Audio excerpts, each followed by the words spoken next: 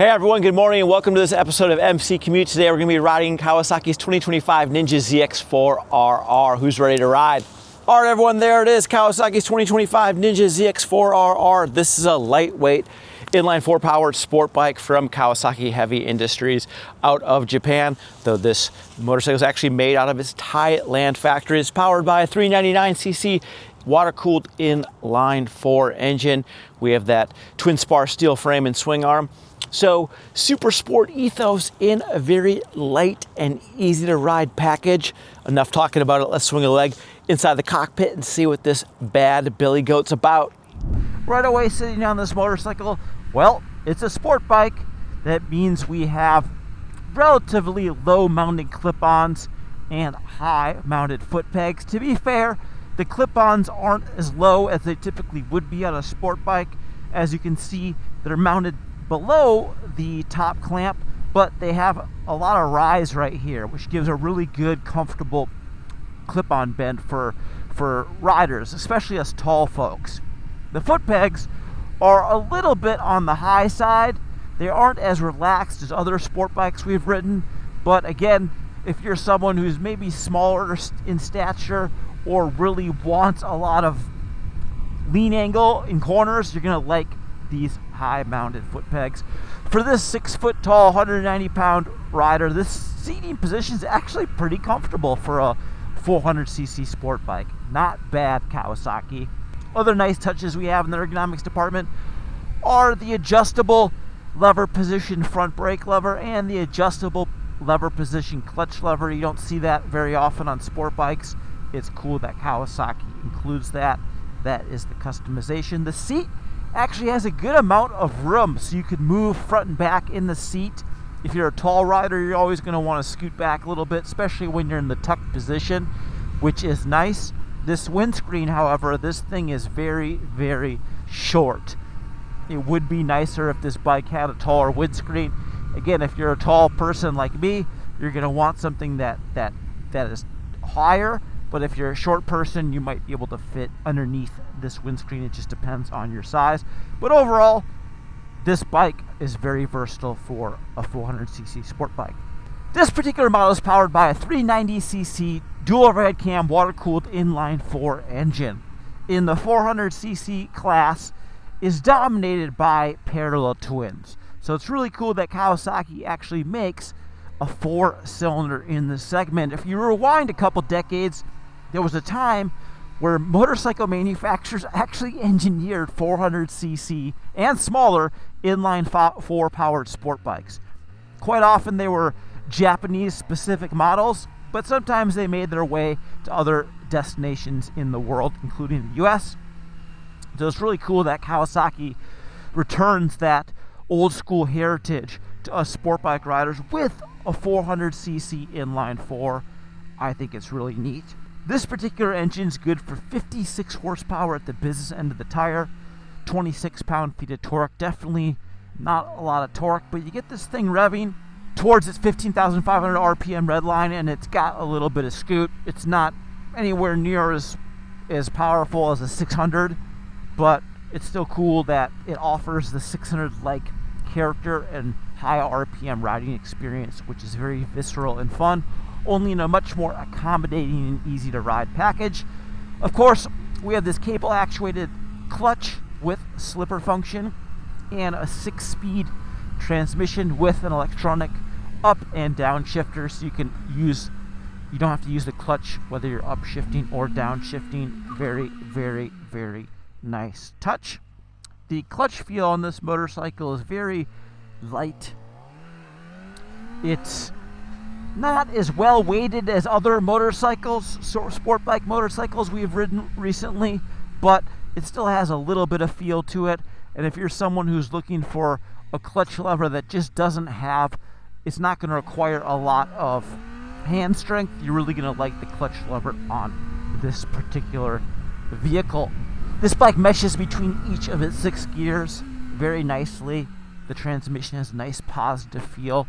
And of course, that quick shifter just makes it easy to roll up or down through that 6-speed gearbox. Yes, let's give this thing the berries. Oh, I'm getting carried away. That visceral inline-four wail is just so fun. Now, compared to a boring parallel twin, this engine's just way more charismatic. It loves to rev. It's got a really pleasing, throaty sound that you'd experience on a Kawasaki Ninja ZX-6R or Ninja ZX-10R, which we really like. We're old school sport bike riders, so having a wailing inline-four is just totally awesome to us.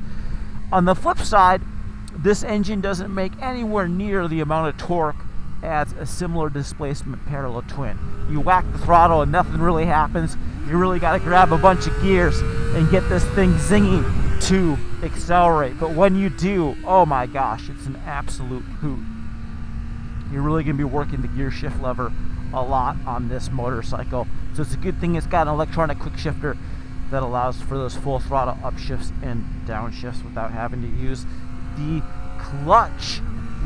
All right, folks, so far so good on Kawasaki's 2025 Ninja ZX-4RR. This bike is certainly a hoot to ride. We love its high RPM performance, which we were just talking about. This thing loves to rev, and when you have this thing zinging on the pipe, it's very, very exhilarating to ride, yet it doesn't make enough power to really get away from you or really intimidate you. Whether you're a new rider or a more experienced rider, this bike certainly is a fun to ride on the open road. All right, enough talking about this Ninja ZX-4RR. Let's get back in the saddle and continue our ride. All right, folks, where were we? Oh, yes, the clutch and the exhilarating four-cylinder performance of this bike.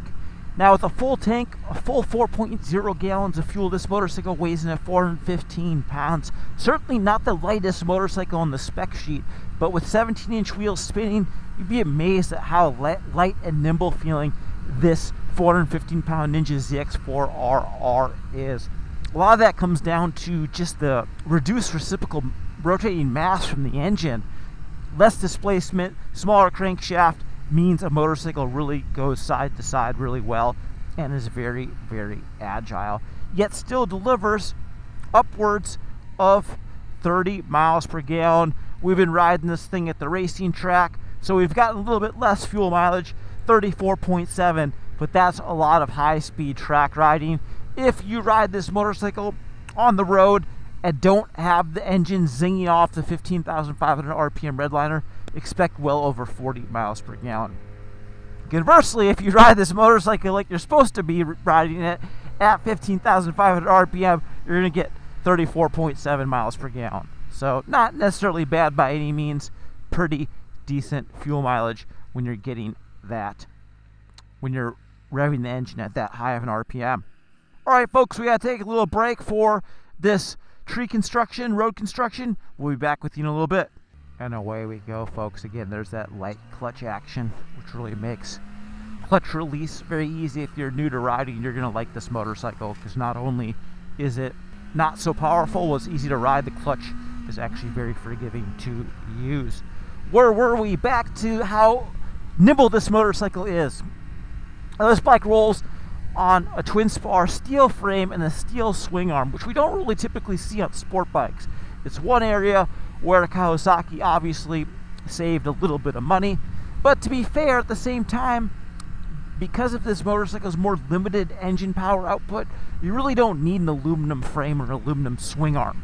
This engine doesn't make enough power to have this bike carry enough velocity where you need those rigid components. Even with its steel frame and swing arm, this motorcycle handles very well at lean. In fact, that's one of the strong points of this product, is riding this motorcycle at high PR and at high lean angles. We talked about those high mounted rear sets, which allow for you to really drag a lot of knee and carry a lot of speed in the corners, and that's what is so fun about this motorcycle.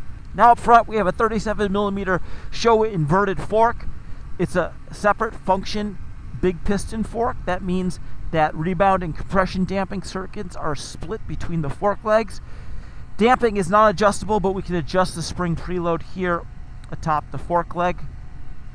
Just over 4 inches of suspension travel up front. Up back, we have a higher end Showa shock that mounts between the swing arm and the frame with a back linkage.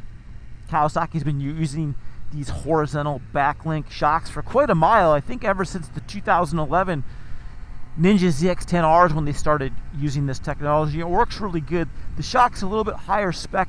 Not only do you have spring preload adjustment, but you have compression and rebound damping adjustment right there on the nitrogen cartridge of the shock. It's really easy to adjust with a flathead screwdriver. So a little bit higher end rear suspension with just over 4 inches of suspension travel. That is really, really nice. On the road, this motorcycle rolls over the bumps really well in typical Kawasaki sport bike fashion. It delivers a very pleasing riding experience. This motorcycle is very comfortable to ride. It goes over the bumps really well. Again, it doesn't make a lot of power, so you're not going to really have to worry about overwhelming the suspension. Triple disc hydraulic brakes from Nissan. We have radial mount 4-piston calipers up front. They're made by Nissan but embossed with Kawasaki's logo. A very nice touch. Out back we have a single piston rear brake. Brakes are more than capable of shedding speed on this motorcycle. They do a really nice job, even though we don't have a radial master cylinder up front here. This motorcycle isn't fast enough to necessitate that. Of course, we have fixed always-on ABS. The ABS is non-IMU powered. There is traction control, again, non-IMU powered. This motorcycle doesn't have an IMU, but it does have traction control. To be fair, with it only making 56 horsepower, it really doesn't need traction control. It's still nice that Kawasaki includes it. It also has combined engine power and throttle mode maps. There's a sport map, which we're riding in right now. There's an alternative map, which lessens throttle response and engine power ever so slightly, but it's really hard to feel just because, again, this motorcycle only making 56 horsepower. You'd be hard-pressed to feel any slower power changes just because this motorcycle is fairly slow already, unless you're revving it to 15,500 RPM like we are right now. Yes! Oh, when you do that, it's like, woo!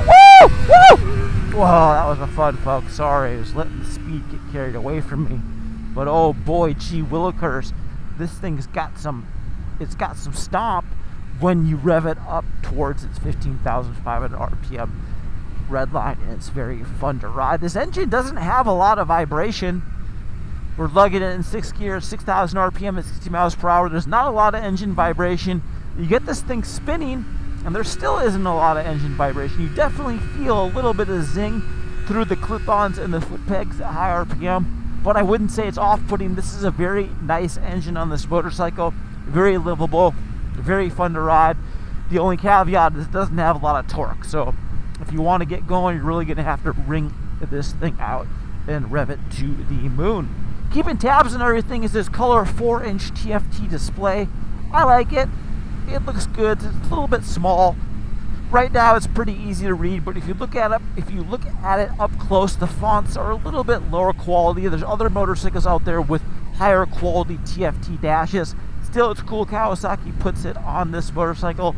You can also pair this 4+ inch color TFT display with your iOS or Android powered smartphone via Kawasaki's Rideology app, where you can do different things there. I think that's really neat. Again, a little bit small, but still relatively easy to read. We like the standard dark mode with the black background and the white fonts. Very, very nice. The other touch points on this motorcycle, even though this triple clamp is steel, the frame steel, this motorcycle feels and looks very high quality. It looks every bit like a real Ninja ZX sport bike, which we really like. I like that the styling pays homage to the Ninja ZX-6RR, or ZX-6R, excuse me. Of course, the Ninja ZX-10R has gone a little bit away from this styling package and looking a little bit more racy, a little bit more Sagomi style, which is Kawasaki's signature styling attributes that it now has on its sport bikes. But all in all, a very good looking bike, and it looks like a full-size real sport bike. Even though this motorcycle is a little bit smaller in stature, smaller in displacement, lighter in weight, it still feels like a full-size motorcycle, which we really like. All right, let's grab some downshifts. Yes. Let's give her the berries. Oh, it's so fun to ride a bike like that. Now, this motorcycle rolls on cast aluminum 17-inch wheels, shod with Dunlop Sportmax GPR 300 tires. These tires, they work really well, even though they're a budget tire from Dunlop. These tires have a lot of grip. They have a relatively rigid feel, not too rigid, but also not too squirmy and they have a lot of grip. You could ride these tires very hard and they hold up really well. We're getting ready to actually switch out these tires because we've been riding this motorcycle so much at the racetrack. It's time to fit something else. Stay tuned to our Instagram series to see what we fit next. Gosh, I just love riding this motorcycle. It's a very fun, loving, small displacement sport bike. It just proves to you that you don't need to be riding at 160 miles per hour to have fun on a sport bike. This motorcycle in a lot of ways is a lot more practical as a street going sport bike just because it generates less speed than a Ninja ZX-10R and Ninja ZX-6R. You can be riding around at 48 miles per hour and still have a good time. And of course the handling on this thing is crazy how light this thing feels. Of course this route's a little bit boring and doesn't have a lot of corners at high speed like we'd like, but rest assured you ride this motorcycle on a faster road with lots of corners, and this thing is an absolute hoot to ride. Well, everyone, that was a super fun ride on Kawasaki's 2025 Ninja ZX-4RR. Who knew a small displacement inline-four sport bike could be so fun to ride? Yeah, it doesn't make a lot of torque, but you rev this thing up towards its 15,500 RPM red line, and this thing certainly gets with the program. We love the charismatic feel of the engine. We also like how light and agile this bike feels. 415 pounds of full tank of gas, but it feels much lighter in motion. And if you're looking for a really fun and more affordable sport bike, check out this $9,700 Ninja ZX-4R from Kawasaki. It carries a 1-year warranty. It's made in Thailand. Well, everyone, that wraps up our official MC Commute on the 2025 Ninja ZX-4RR. We'll see you in the next episode.